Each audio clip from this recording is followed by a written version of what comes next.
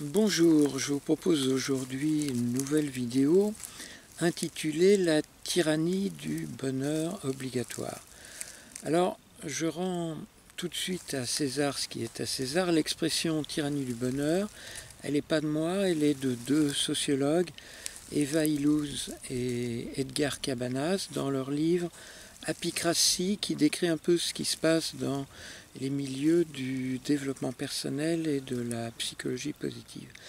Et je reprends cette expression parce que je trouve qu'elle est assez bien trouvée pour décrire effectivement ce que moi aussi j'ai pu observer dans les milieux spirituels, les milieux de développement personnel. Alors je définirais la tyrannie du bonheur obligatoire comme la décision d'être heureux, pourquoi pas, c'est une bonne idée, mais, et c'est là à mon avis que le problème commence, c'est afin d'être heureux, surveiller constamment les moindres de ses pensées, les moindres de ses paroles, donc surveiller son vocabulaire, afin d'être constamment dans le positif, comme on dit, entre guillemets, et jamais, surtout pas, dans le négatif. Et aussi à se forcer à sourire toute la journée, dans l'idée qu'à force de sourire, donc de faire semblant d'être heureux, si vous voulez, de forcer le trait, on finira bien par le devenir. Et c'est là vraiment qu'il y a un problème, c'est qu'en fait ça ne marche pas comme ça. C'est une vision tout à fait simpliste et ignorante de la psychologie humaine, parce qu'elle ignore complètement l'existence de l'inconscient. C'est-à-dire que on peut toujours refouler ces émotions perturbatrices, la peur, la tristesse, la colère, elles reviendront éternellement parce qu'on ne peut pas tuer une part de soi. La tyrannie du bonheur obligatoire est une double tyrannie. On l'a vu, c'est une tyrannie intérieure par rapport à soi-même, puisqu'on se surveille constamment, on crée un flic ou un gendarme intérieur, un juge intérieur également, parce qu'il faut être constamment conforme à l'idéal de la personne, toujours positive, toujours dans la joie, toujours dans le bonheur.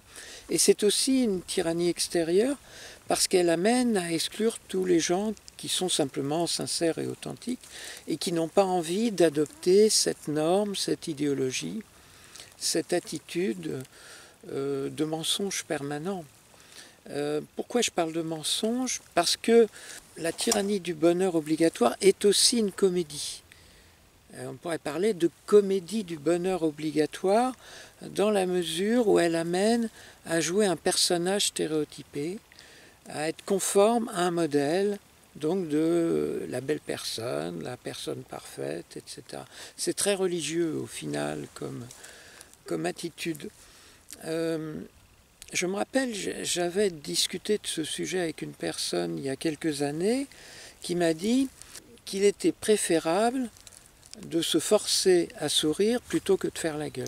Et je me souviens très bien, je lui avais répondu qu'il y avait aussi une troisième possibilité qui était d'être tout simplement authentique, vrai, sincère et profond, du coup, de se montrer tel que l'on est au lieu de jouer un personnage.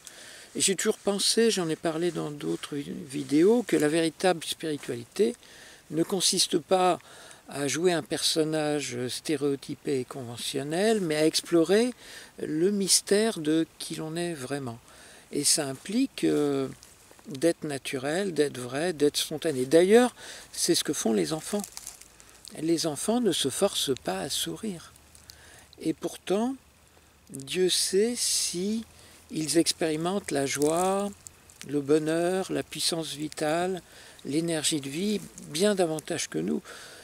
Il ne leur viendrait pas à l'idée de se dire « il faut que je sois positif ». Non, ils sont vrais et sincères. Il en va de même pour les animaux.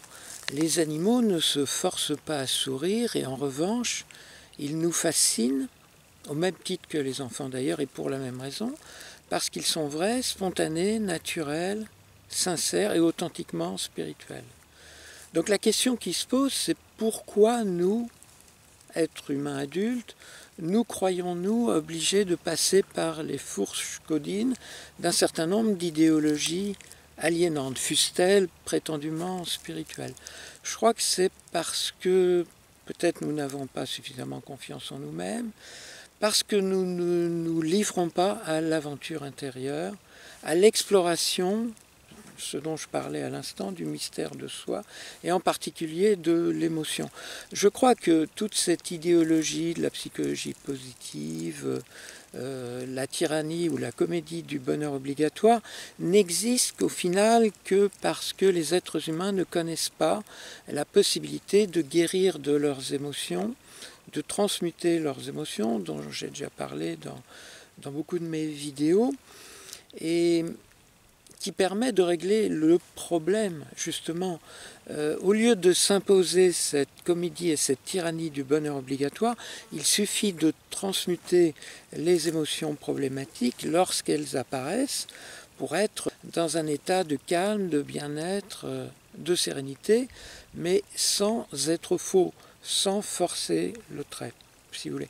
Et d'ailleurs, c'est un peu ce que j'ai décrit dans ma vidéo qui s'appelle La quête de la joie, où je propose justement une autre approche de la question du bonheur, la question de la joie. Je ne propose pas du tout de renoncer à être heureux, bien au contraire, mais cette question du bonheur est tellement sacrée, tellement essentielle, tellement fondamentale, que je propose de ne pas tricher avec elle, donc d'accueillir les moments de bonheur lorsqu'ils viennent, qui sont des moments d'éveil, et lorsque ce n'est pas le cas, de ne pas faire semblant, mais de transmuter les émotions problématiques qui se manifestent à l'instant. Je vous invite simplement à sortir de la comédie et de la tyrannie du bonheur obligatoire. Ce sera beaucoup plus reposant, beaucoup moins fatigant que de vous infliger cette discipline permanente. Sortons du carcan des religions, y compris de cette nouvelle religion à la mode aujourd'hui. Je vous dis à bientôt pour une prochaine vidéo.